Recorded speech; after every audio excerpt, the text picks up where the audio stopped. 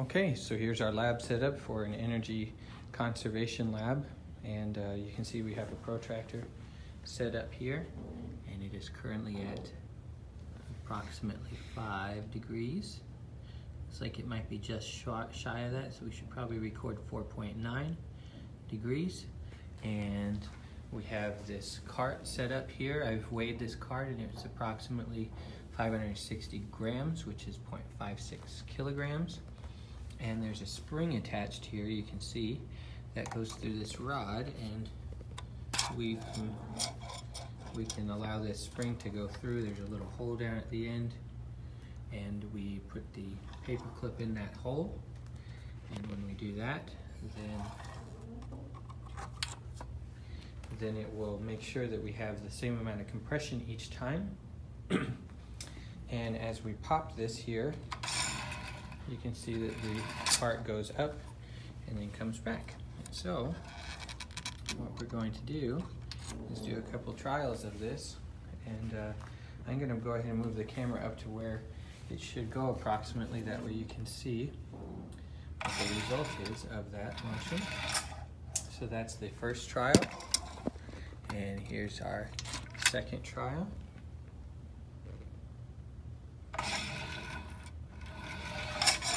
And here comes our third trial. Let me get this lined up right there. You see my nice shirt there, awesome.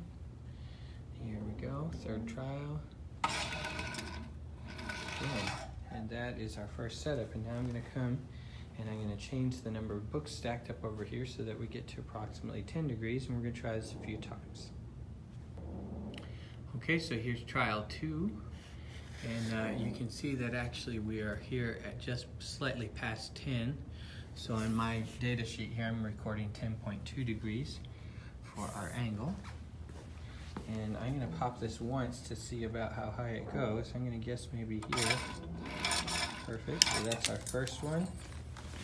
And here comes trial number 2.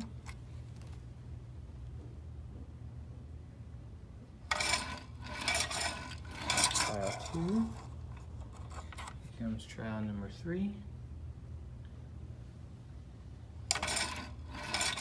And that's our 3 trials there. Let's try it again at another higher angle.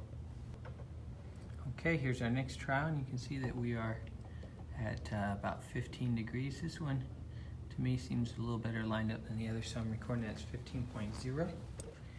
And I'm gonna try using this tripod, see if we can see real good how far we're going up. Okay, that was our trial 1. I think I'm gonna position this just a little further to our right so we reduce that parallax of the scene. So that's trial 2. This is trial 3. One thing I forgot to record here is where that cart is at the beginning. So that's a view of the cart at the beginning. That's an important number to write down, because you need to know what part of the cart is moving. And I'm assuming that we're using the front here of this cart and measuring that to where it goes. We're gonna try it with another angle. Okay, and here I'm looking at this one as being about 20.8 degrees, just shy of the 21. It's our new setup here. And let's take a look at how high this cart goes.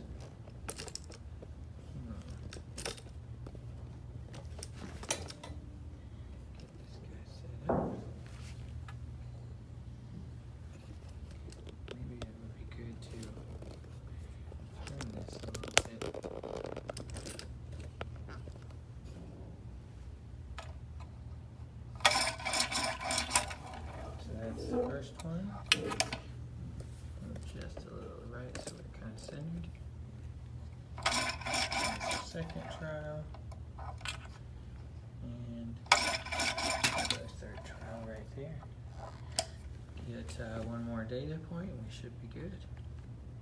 Okay, this last angle is right about 30 degrees.